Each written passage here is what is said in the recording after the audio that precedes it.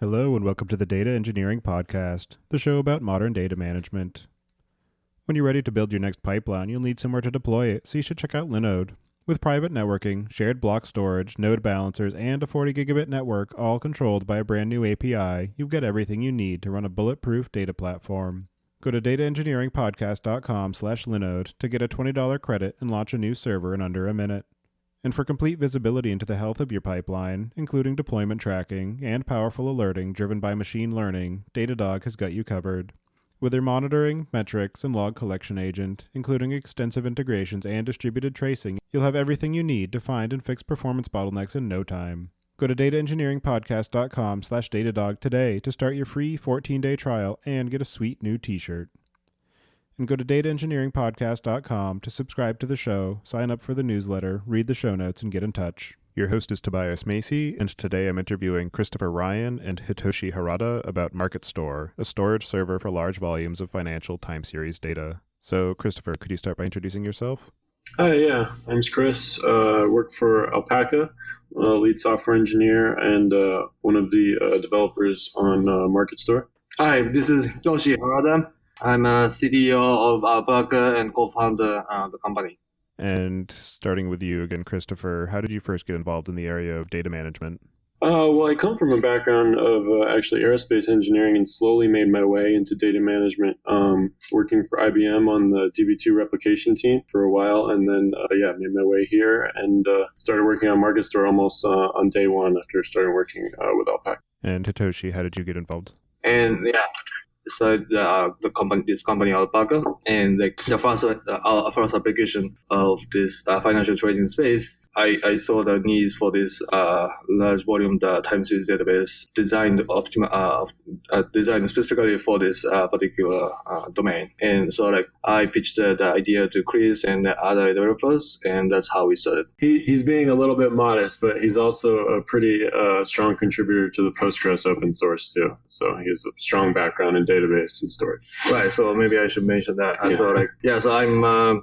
So I started my database career path from contributing the code to the open source Postgres community, and I'm the major contributor. I was a major contributor in around the 8.4 and 9.0. Developing the window functions and so on. And then I moved to US from Japan to join distributed database company called Greenplum, and there I served as a main architect of the Greenplum database, touching every piece of the huge database software in query processing and distributed transaction replication and so on. So that's my background, and that's how I got this idea of building some new idea of the database from scratch. Yeah, generally the sort of general best practice is not to build your own database, but if you have that much domain knowledge and experience on the team, then I can see that you can fairly easily ignore that advice, which it seems that you did when you built MarketStore. So you mentioned that one of the reasons for building it is to be able to handle the financial data. So I'm wondering if you can just talk a bit about the decision behind actually getting the project started, and what are the characteristics of the types of data that you're using that made it such a challenge to manage? Yeah, so in the beginning, I'll give you a little background about what we do. We predominantly were working in this algo trading space, and we'd have customers writing algos on our platform and would need to very quickly back test those algorithms using, and in the beginning it was only using currency data.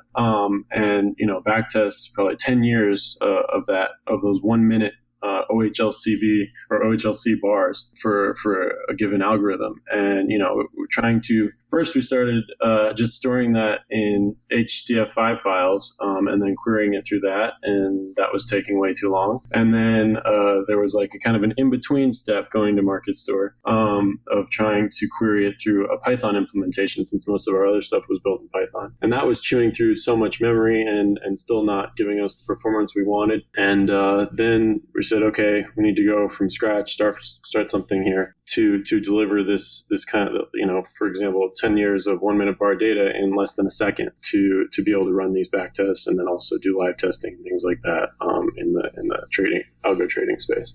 Yeah, and so your you mentioned that, so yeah, it's not a good idea to start a database product from scratch in any case, and that's also the case here. But so I knew that from my experience background, I knew that how hard it is to build and deliver the production quality database from scratch.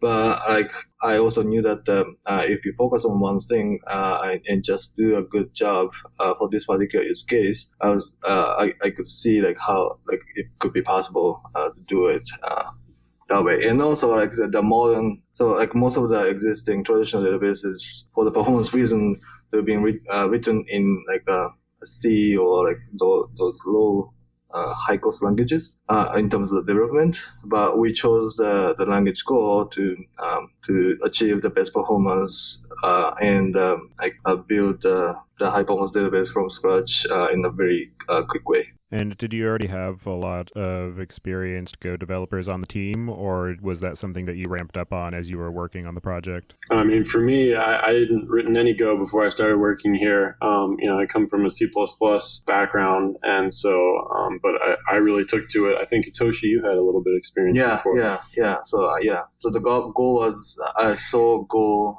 evolving over time, and I like the language, simplicity of the language, and that time, lots of people started using Go for more in different areas, but also see more coming from the web application layer. But I personally was seeing the potential of Go language used in this kind of low layer middleware type of the use case, and our requirements, the Go fit our requirements perfectly. And in terms of the actual data that you're storing in MarketStore, I'm wondering if you can give a sense of what the shape of the data looks like and why you decided to build your own storage layer rather than relying on any existing Timeseries databases or document store or anything along those lines. So predominantly what we're storing are open, high, low, close volume bars. We also do some storage of ticks that come across the wire and then aggregate those as well. Yeah, as far as we wanted to, when we looked at building the storage layer, it was all about optimizing it for our specific use case. We wanted the database to be very focused on what we were using it for, because it just made it much cleaner to work with in, again, the algo trading space that we're in. Quickly load that into a Pandas data frame, do some deep learning testing on it or whatever else that the user wants to do with it. Yeah. Yeah, and so of course, the time series database, it wasn't new at all, and not today. And there are many other time series databases. The main thing that we bumped into this is most of the time series database is designed for general purpose use cases, and especially I saw in the coming age of the IoT and sensor data. So they some of the products focus on the sensor data, some of the products focus on more a matrix type of the data, monitoring the IT systems data and so on. And typically the storage format is more like a JSON or binary serialized version of the unstructured data. When it comes to this financial market data, it's pretty structured, as Chris just mentioned. And so the format has to be more optimal. And that way, you don't have to worry much about having hundreds of distributed nodes. It doesn't fit to a normal size of the main memory of the model machine, but definitely that's something easy to put it in the disk and read it at the optimal speed. And yeah, so we looked at different products before jumping into this building from scratch phase, including InfluxDB and other evolving the time series data, but and including Hadoop as well. But it made more sense that we build something just optimized for this data. Yeah, so the challenging aspect of not just building, but this particular domain was again so this typical use case is requires both low latency query and deep long history volumic historic query. So what it means is, as Chris briefly mentioned, our application is mainly around the algo trading, and that does both backtesting and live trading. So when it comes to the backtesting, of course, like you need a long history, and the faster you can query, the faster you can see the results quickly. And so like the existing backtest framework we looked at using some of the other data format was like kind of slow because of this data issues in a way. And also once you satisfy this backtest results, then like algo needs to run against the real-time market, and the algo needs to be react quickly with the market changes. So from the traditional database, again, like traditional database best practice is that like you should separate those different requirements. Like for the big data, for the like analytical use cases, you should have something like a Hadoop, and for the like more like a rapid type of the fast data, you should have something else like in-memory distributed database or something. But like this, like just to focus on this particular area and provide the best, the same interface, same functionality, same like experience, having this one a dedicated database server for this particular financial market data was one of the challenges that we saw. And also in terms of the feature set, one of the things that I saw that I found interesting was that the specific time series had different time zones associated with them based on which markets the data was coming from, which I imagine would be difficult to support in any of the other existing time series databases. And also your mention of needing to be able to maintain a long history, whereas a lot of particularly metrics-oriented time series databases have a feature where they automatically compact the data after it exceeds a particular time horizon, where you definitely don't want to do that because of that need to be able to do granular analysis of the algorithm across various time horizons into the past for doing the back testing. Exactly, yeah. Depending, and not just different markets, but also just different securities and things you want to store. You know, a currency, just there is no market close on currency data or crypto data too now. And then, you know, all of our U.S. equity data needs to be on Eastern time zone and be aggregated to that time frame. And then there's also after hours data that we also want to include, but doesn't get included in the aggregated one day bar for that day. You know, so there were a lot of unique challenges to that finance realm that we felt needed a specialized approach. And you said, too, that when you were first getting started with building the Alapaca data stack, that you were originally using HDF5 files for doing the analysis. So I'm wondering how the overall workflow changed from what you were using to what it is now that you have MarketStore available as that single source of data for those financial markets. Yeah, I mean, it's kind of night and day. Yeah, it was...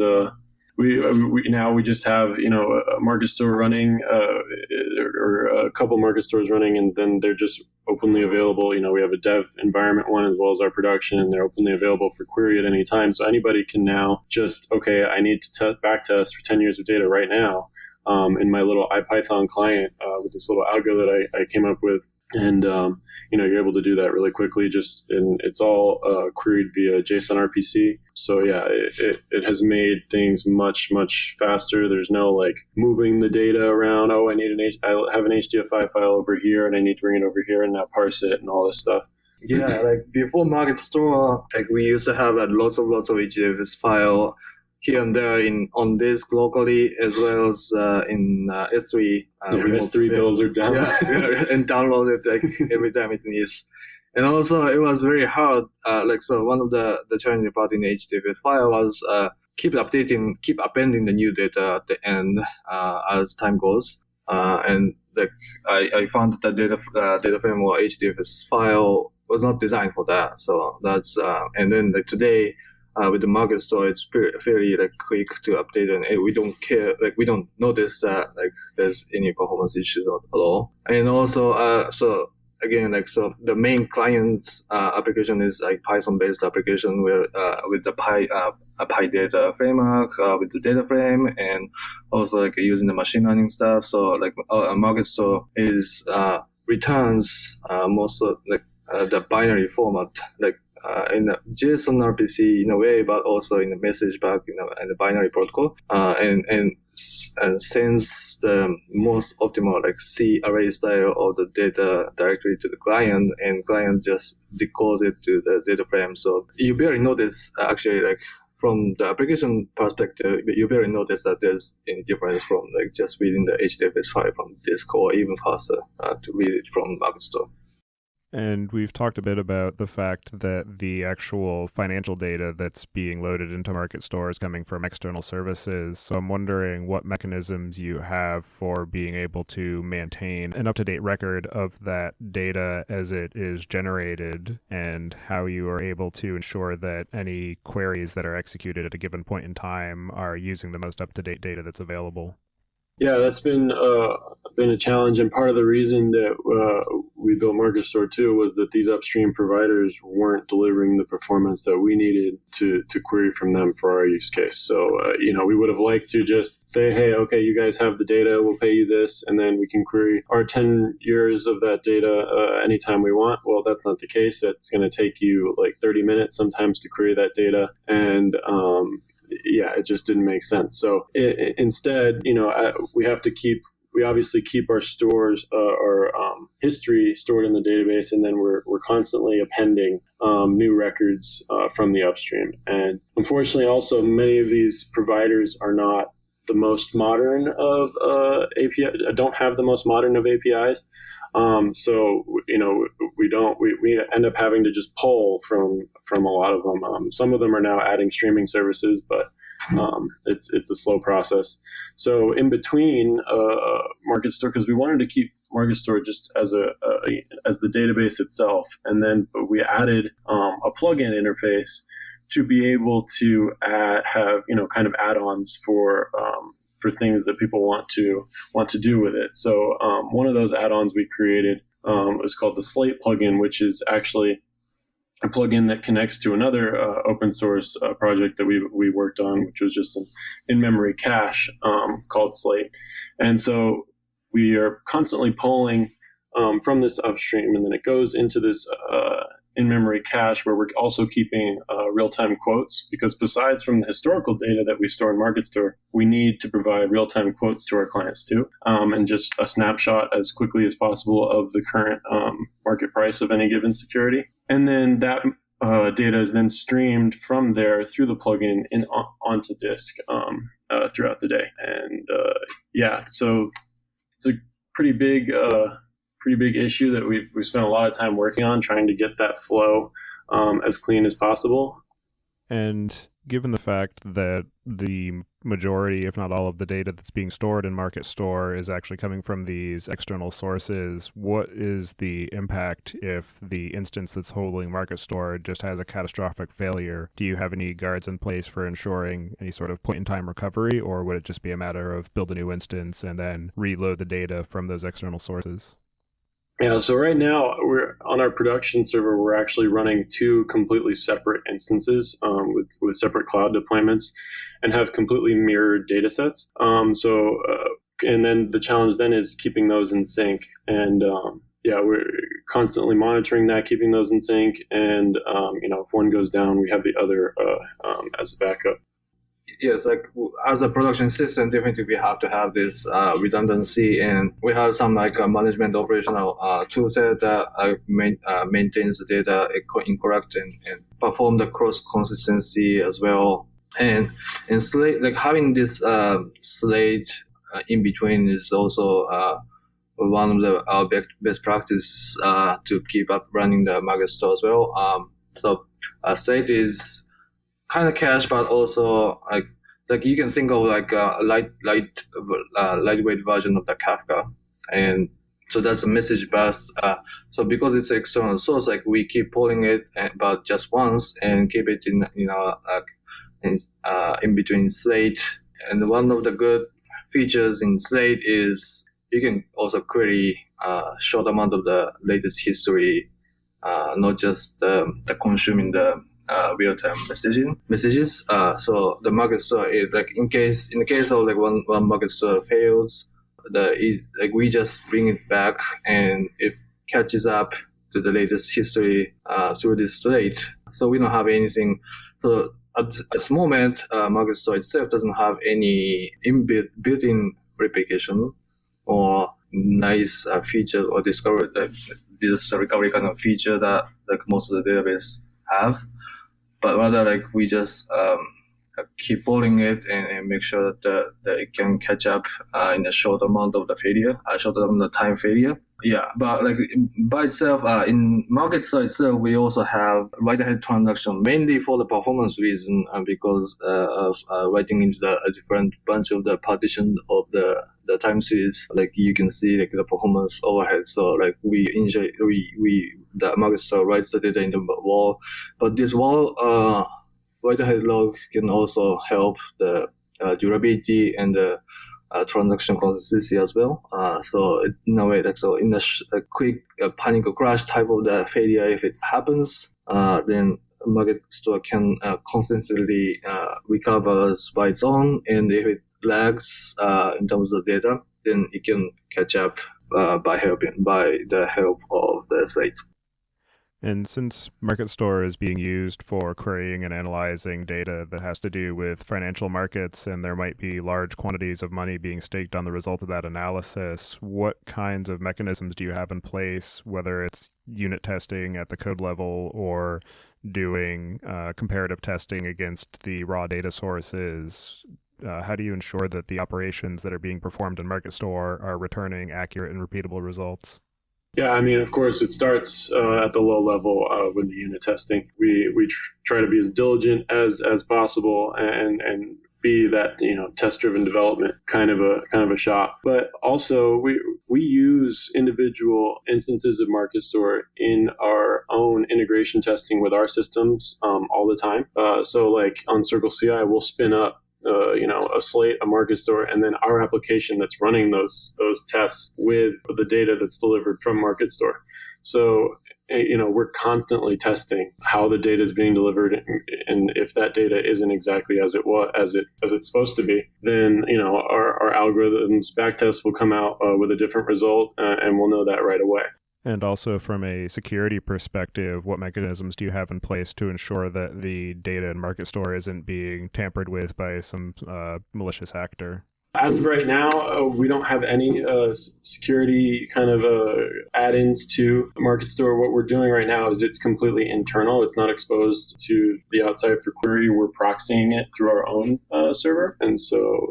And what have been some of the most challenging aspects, whether technical or otherwise, in terms of building and maintaining the MarketStore project and integrating it into the rest of your systems?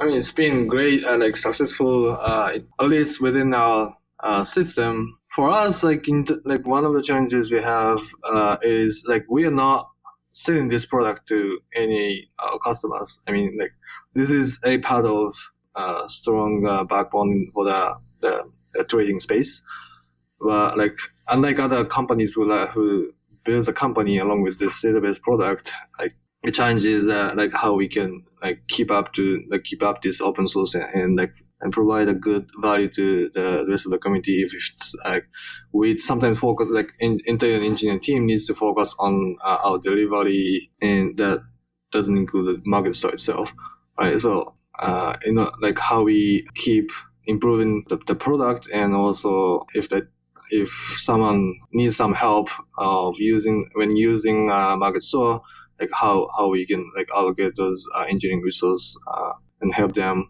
And maybe we don't have the clear answer yet, but maybe it's more to have strong community building it and talk about it in some other meetups and so on. But that's one of the things we are seeing. And you mentioned there too the fact that the project is open source, which I don't know if we had mentioned earlier. So I'm wondering if you can talk a bit about your reasoning for releasing the project as open source, and whether there was any particular cleanup needed to be able to release the project publicly. The history is so like we start from like building it from scratch and like just for the internal use case, and we made it for like as a proprietary first at the beginning. But like as we progress and work with the many other type of people, including those upstream data source providers and similar companies who try to build something like a application in this trading space. We constantly saw the same needs for this, and we still wonder like how they are doing. Like I heard some of the traditional like brokerage company just like builds this similar type of the workload using SQL database, which kind of like ridiculous to me. But so one of the things that we compare with the existing brokerage API in terms of data streaming is data query for the historical data was like MarketStore returned the data for the last year at the minute level was 20 milliseconds or something, and their API returned in 4 minutes or so. Yeah, but anyway. So what's the point? Why are we open source? Yeah, why open source? Right. So again, so like this is the same path that everyone goes, and even like after announcing the open source, I was contacted by one of my old friends who is also personally doing the algo trading, and he mentioned that this is great. Like I had to build something. A smaller version of this, like by myself, and so on. So, and for us, it's not just given to the community. Of course, like buying, like open sourcing gives us a lot of course. One of the things is marketing as a company, but also like a development resource contribution. Like we are totally welcome. Like if someone wants to contribute and even like see. Like we want to see more like use cases, what kind of things they want, and constantly keep improving our products is a great thing. So again, like from my traditional relational database product experience, at this point of time, database being open source is a natural thing. So the Oracle and those proprietary database closed source doesn't make any sense to the users at all. They need to see like inside what's inside, even if it's paid software. Like you still like the open sourcing and having the contribution, see more use cases, listen to the users is very important thing. Yeah, and I mean, if somebody opens an issue on our GitHub repo for MarketStore, it gives us insight into what these people are using it for. Maybe something that we haven't thought of before. And maybe that's something that we can incorporate into our product going forward in the algo trading space. It's almost like user testing, sort of by proxy. And what are some of the upcoming features that you have planned for MarketStore, and any particular use cases that those features might be aimed at? Sure, yeah. Actually, when it was a proprietary database, we already had this feature, and then we decided to strip it out for the open source release. But as we mentioned before, we do the back testing on these algorithms, but also people were wanting to live test and actually run and place trades live. So in order for an algorithm to have, maintain correct state, not only of its holdings and portfolio, but also of the market data itself and what the securities are doing throughout the day, we wanted to add some push capabilities to the system and allow clients to subscribe either to the data that's being directly written or the aggregated data that is being created inside a MarketStore. So if a person's running an algorithm, they can be receiving that 1 minute bar, that 5 minute bar, that 1 hour bar as soon as it's there, and not have to poll or keep querying or all that stuff. Yeah, particularly in the area of financial trading, being able to have the lowest latency possible for being able to analyze and then execute those trades, I can see as being immensely valuable for the people who are interacting with the service. And so I can see on the client side of being able to retrieve the data, but also in MarketStore, being able to obtain the data from the actual markets themselves, being able to maintain that high throughput, low latency data stream would be immensely useful. And are there any other topics that we didn't talk about yet that you think we should cover? Not much particular, not much in the MarketStore itself. I just wanted to add that. So on top of those good things about MarketStore, like one of the things, one of the reason that we open source the MarketStore is so this Alapaca's vision and mission, and so like we are seeing like especially in the retail space, retail trading space, so the institutions have become a lot of like algo-oriented trading, and they have a lot of arms and tools. But when it comes to the retail trading space, we constantly see a need, but like lack of the access to those high quality data, high performance data, and a good amount of the tool set, high sophisticated AI technology. And that's why like we are building this. And of course, like providing data store is not only the thing, but this is like online, like in line with what we want to achieve, which is to say like we want to provide a technology and arms to the retail investors. If they're smart enough and they're good at trading, they should be able to compete with the rest of the world, including institutions. So like again, like we want to see more individual people, developers use the MarketStore, touch it and see it, and how fast they find it useful or not useful, and want to solve those many problems as a company. And so for anybody who wants to get in touch with either of you and follow the work that you're up to, I'll have you add your preferred contact information to the show notes. And as a final question, I'm wondering if you can share your perspective on what you see as being the biggest gap in the tooling or technology that's available for data management today. I mean, no, like it's great seeing like so many different databases coming up. Like I quickly saw your blog, your series of the podcast, and it's great to see like even in the space of the Timeseries database, there's many new and old, and so and we are happy that like we kind of joined this list as one of the database. Yeah, I mean, in terms of gap, one of the things that we were looking to fill was getting back to that and why we open sourced it, and this idea of breaking the barriers of entry for people. We didn't want someone to have to be a database or an SQL expert or anything like that to be able to just, okay, I'm going to grab some crypto data from, GDAX or something. I'm going to write it on disk, and then I'm going to just press a button, run MarketStore, and then just start writing some Python.